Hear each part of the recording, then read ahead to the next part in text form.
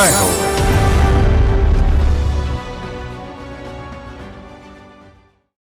నమస్కారం. సామాన్యుల అసమాన విజయగీతిగా ఈటీవీ జేహోకు స్వాగతం. కట్టెలతోనే ఈ కట్టె కాలిపోవాలా? మరణానంతరం శరీరం మట్టిలోనే కలవాలా? ఆ అవసరం లేదు. మన శరీరం అవయవదానముతో మరికొందరికి జీవితాలనివ్వవచ్చంటున్నారు తెలుగువారి చైతన్య గీతిగా శరీర అవయవదాన ఉద్యమ దీపిక. ఇక మహిళలు స్వయం కృషితో ఎదిగే అవకాశాలను పరిచయం చేస్తున్నారు మలయాళ వనిత, మానవతా పరిమళ వీచిక. వినూత్న ప్రేరణా కథనాల జైహో మీకోసం. జై హో.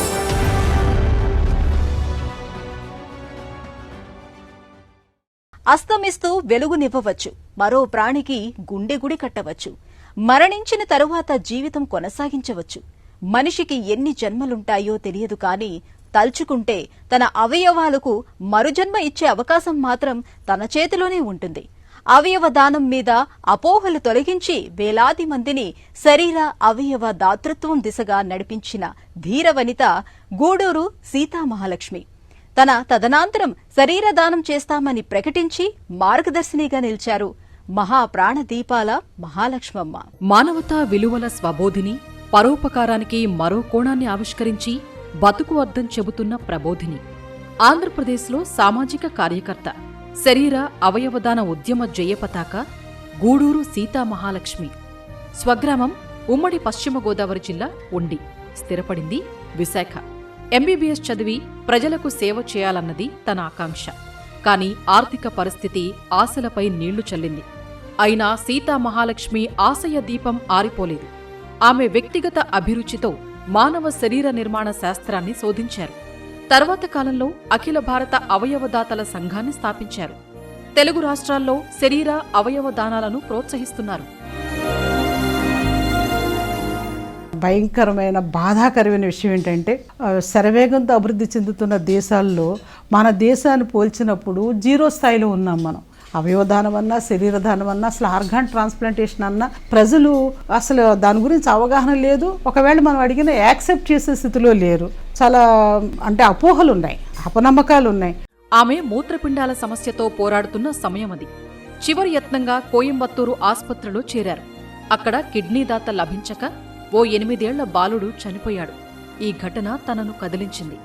అవయవదాన ఉద్యమ భేరి మోగించేందుకు నాంది పలికింది. 2000 సంవత్సరంలో నేను ఒక కిడ్నీ సమస్యతో బాధపడ్డానండి. నిమ్స్ హాస్పిటల్ డాక్టర్లు, మీరు కోయంబత్తూరు వెళ్ళండి, అక్కడ వేదనాయకం హాస్పిటల్ ఉంది, నేను అక్కడికి వెళ్ళాను. నాకున్న రూమ్కి ఎదురుకుండా ఒక అబ్బాయిని అడ్మిట్ చేశారట. అప్పటికే 1 ఇయర్గా అబ్బాయి డయాలసిస్ మీద ఉన్నాడు. తల్లిదండ్రులు కన్నీరు మున్నీరుగా ఏడుస్తుంటే నాకు కూడా దుఃఖం ఆగలేదు. అరే, ఈ బిడ్డలు మనం ఎలా కాపాడేలని ఒక అంతర్మదనం నాలో బయలుదేరింది. ఈ అంతర్మదనంలోంచి ఈ ఆర్గాన్ డొనేషన్ ఎవరు చేస్తారు, అసలు మన భారతదేశంలో ఈ పరిస్థితి ఉందా, అవయవ మార్పిడి జరగటానికి ఉన్న అవకాశాలు ఏంటనే దాని మీద నేను దృష్టి పెట్టడం జరిగింది. జనచేతనకు తనే తొలుత ఓ స్ఫూర్తిగా నిలవాలని సీతామహాలక్ష్మి నిర్ణయించారు. మరణానంతరం వైద్య పరిశోధనలకు శరీరాన్ని దానం చేస్తానని ఆమె ప్రకటించారు. ఆమె ప్రకటన ప్రజల దృష్టిని ఆకర్షించింది. పత్రికల్లో నాడు పతాక కథనంగా ప్రత్యక్షమైంది. హాస్పిటల్లో తలెత్తిన ఒక ప్రశ్న, ఒక అబ్బాయి నన్ను ఆ కళ్ళు వేసిన ప్రశ్న, డయాలసిస్ మీద ఉండి ఒక 8-9 ఏళ్లు నిండకుండానే అర్ధాంతరంగా తనువు సాలించిన ఆ పసిబిడ్డ మొహమే తను బతకడానికి పడ్డ ఆ పోరాటం, ఆ తాపత్రయంలోంచి నేను మొదలుపెట్టిన అన్వేషణ ఫలితమే ఈ శరీర అవయవదానం అనే ఉద్యమానికి నాంది పలికింది. సో ప్రజలు యాక్సెప్ట్ చేయటానికి సంసిద్ధంగా లేని రోజుల్లో 21 సంవత్సరాల క్రితం మీ బాడీ ఇస్తారా లేదా మీ అవయవాలు ఇస్తారా అని అడుగుతున్నప్పుడు చాలా విచిత్రంగా వింతగా చూసేవారు. అన్నిటికీ పరిష్కారం నేను నా టోటల్ బాడీ డొనేట్ చేయటం అనేది నమ్మాను, వెళ్ళాను. జ్ఞానేశ్వర్ గారి దగ్గర నుంచి అప్లికేషన్లు తీసుకున్నాను. ఆమె ఉక్కు సంకల్పం, ప్రగతిశీల భావాలు మరికొందరిని కదిలించాయి. వాల్తేరు తీరంలో 35 మంది మరణానంతరం శరీరదానం చేస్తామని ప్రతిజ్ఞ చేశారు. వారంతా సీతామహాలక్ష్మి నేతృత్వంలో ఆంధ్ర వైద్య కళాశాలకు వెళ్లి ప్రకటన ఇచ్చారు. అవయవదానంపై అవగాహనకు, విస్తృత ఉద్యమానికి ఆ సంఘటన శ్రీకారం చుట్టింది. ఈ ఈ ఉద్యమాన్ని నిర్మిస్తున్న క్రమంలో మర్చిపోలేని మధురమైన సంఘటనలు నాకు జరిగాయండి జీవితంలో. అక్టోబర్ 9th జరిగిన ఒక చరిత్రాత్మక ఘటన ఏంటంటే, ఆంధ్ర వైద్య కళాశాల చరిత్రలో ఒకే రోజున 35 మంది తమ టోటల్ బాడీని డొనేట్ చేస్తూ ఆంధ్ర మెడికల్ కాలేజీకి విల్లు సమర్పించిన రోజుని ఒక పెద్ద ప్రధానమైన సంఘటనగా పేర్కొనడం నా జీవితంలో అది మర్చిపోలేని మధుర సంఘటన అండి. మానవతా పరిమాణాల్ని వ్యాప్తి చేస్తున్న సీతా మహాలక్ష్మి పేద బాలల కోసం అక్షర జ్యోతులు వెలిగించారు. తన విద్యా సేవల కోసం 2008లో Savitribai Phule education and charitable ట్రస్టును ఏర్పాటు చేశారు. 150 పేద బాల బాలికలను దత్తత తీసుకుని చదివిస్తున్నారు. శరీర అవయవదాన ఉద్యమానికి నిజంగా పితామహుడు డాక్టర్ అవసరాల రామకృష్ణారావు గారేనండి. కానీ 2008 నాటికి మా Savitribai Phule education charitable trust ఈ విద్యాదాన కార్యక్రమాలు, స్కూల్ అడాప్ట్ చేసుకోవడం, పేద పిల్లలను చదివించడంతో పాటు మరణానంతరం కూడా టోటల్ బాడీ డొనేట్ చేద్దామని, మరణించిన జీవించండి అనే పిలుపు మేరకు మేము చేస్తున్న కార్యక్రమానికి స్పందించి ఆయన వచ్చి ఈ రోజు నుంచి ఈ మృతదేహ దాన సమితి సీతామహాలక్ష్మి గారు నడుపుతున్న సావిత్రిబాయి పూలే ఎడ్యుకేషన్ చారిటబుల్ ట్రస్ట్లో విలీనం చేస్తున్నాను. నా జీవితంలో ఒక మర్చిపోలేని ఇంకొక మధురమైన ఘట్టం అండి అది. నిబద్ధులైన స్వచ్ఛంద సేవక బృంద సహకారంతో సీతా మహాలక్ష్మి 50,000 అవయవ శరీరదాన ప్రకటనలు, 250 మరణానంతర శరీరదాన ప్రతిజ్ఞలు చేయించారు.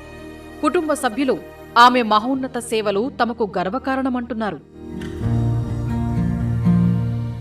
మా మమ్మీ చేసిన అనేక ఉద్యమాల్లో, అనేకమైన సర్వీసెస్లో అన్నిటికన్నా నేను చాలా ప్రౌడ్గా ఫీల్ అయ్యేది ఆర్గన్ అండ్ బాడీ డొనేషన్ యొక్క అవేర్నెస్ ప్రోగ్రామ్స్ తను కండక్ట్ చేయడం, ఎంతోమందిని ఇన్స్పైర్ చేయడం. ఇప్పుడు ఇంతమంది 50,000 మంది పైగా బాడీ డోనర్స్ మనకు ఉన్నారు అంటే తను డైరెక్ట్గా మోటివేట్ చేయడం ద్వారానే ఇంత చేంజ్ సొసైటీలో వచ్చింది.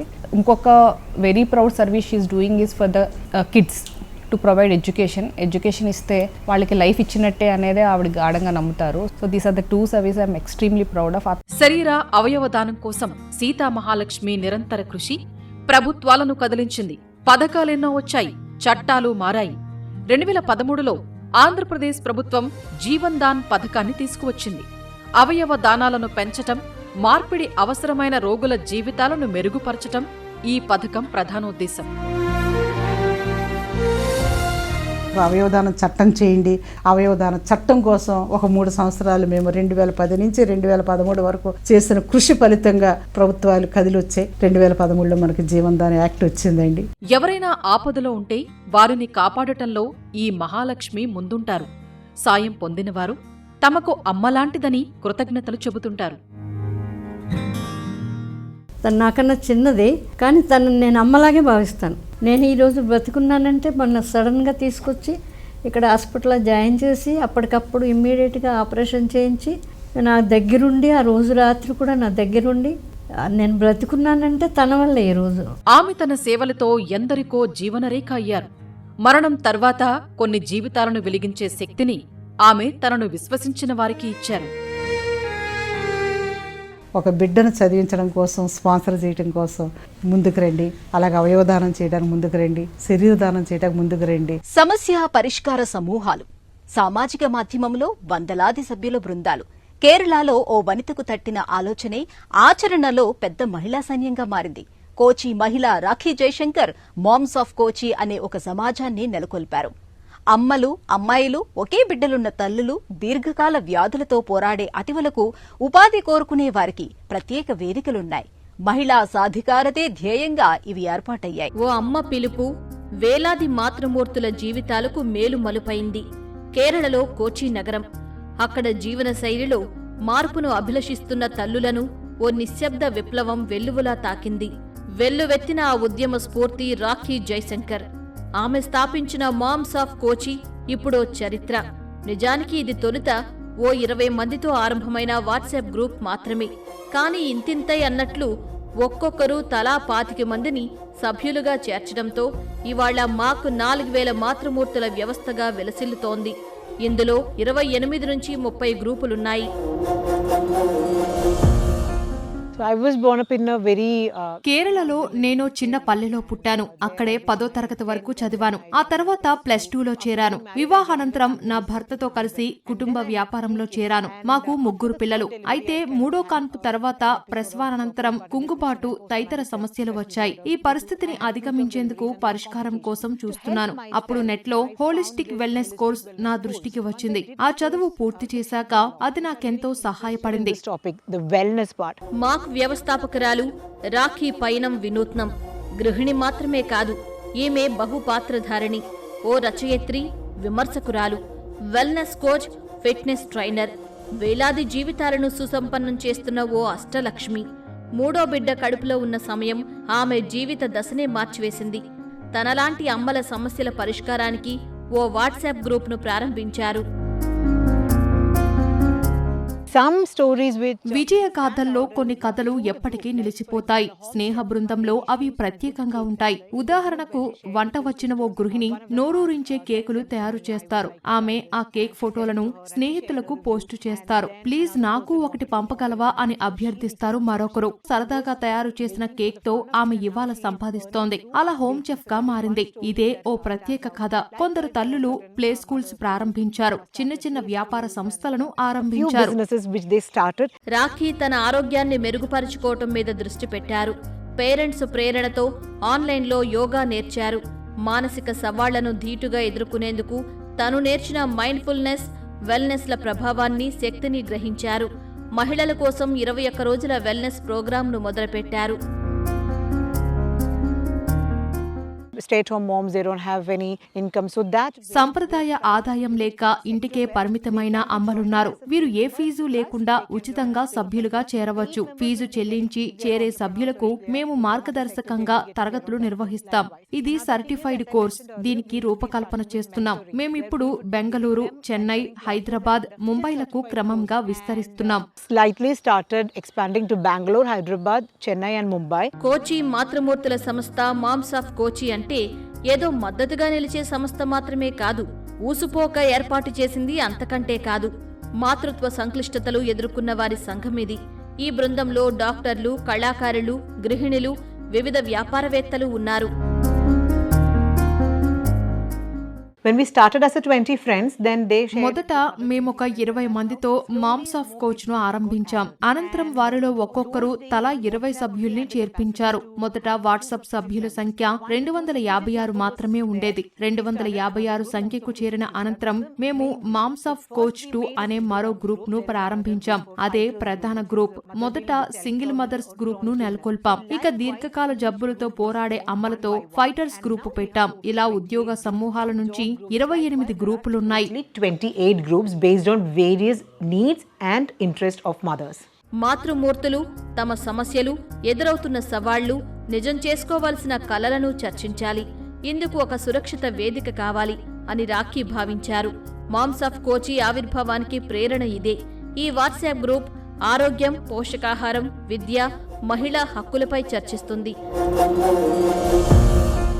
We used to have a lot of ఏటా ఇక్కడ అనేక అవగాహన, నారీ జనచేతన కార్యక్రమాలు చేపడుతుంటాం. బృందాలు, ఉపబృందాలుగా కలుసుకుంటాం. మేము నిర్వహించే ఎగ్జిబిషన్ లో 200 మంది వ్యాపారవేత్తలు పాల్గొంటారు. 40,000 చదరపు అడుగుల ప్రాంగణంలో ప్రతి స్టాల్ను నిర్వహించేది ఒక అమ్మే. was handled by a mother. ఓ వ్యక్తి క్షేత్రస్థాయిలో కదిలి పనిచేస్తే ఎలాంటి మార్పులు తేవచ్చో అనటానికి మామ్స్ ఆఫ్ కోచి వ్యవస్థాపకురాలు రాఖీ నిదర్శనం. భూదేవి ఆవరించినంత మేర కనపడేది అమ్మే అంటారు. కాని తనకేమి కావాలో ఆ అమ్మకు తెలియదు. శక్తిమంతమైన ఓ ఉద్యమాన్ని రాజేయటానికి ఒక్క రవ్వ చాలదా? ఆ అగ్గిరవ్వ, ఆ స్ఫూర్తిదాత రాఖీ జైశంకర్.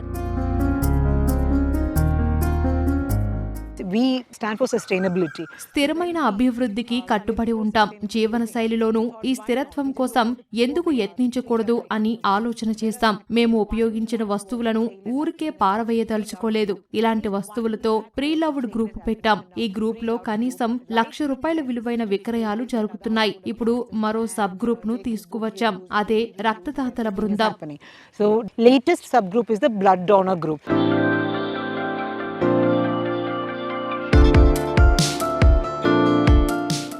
శరీర అవయవ దానాలపై జనచేతన తెచ్చిన గూడూరు సీతామహాలక్ష్మి మహిళా స్వయం పోషకత్వానికి వినూత్న కృషి చేస్తున్న రాఖీ జయశంకర్, నిరంతర ప్రేరణా శక్తులు, నవస్ఫూర్తి చంద్రికలు, మరిన్ని కథనాలతో వచ్చే వారం జైహోలో మళ్లీ కలుద్దాం. నమస్కారం.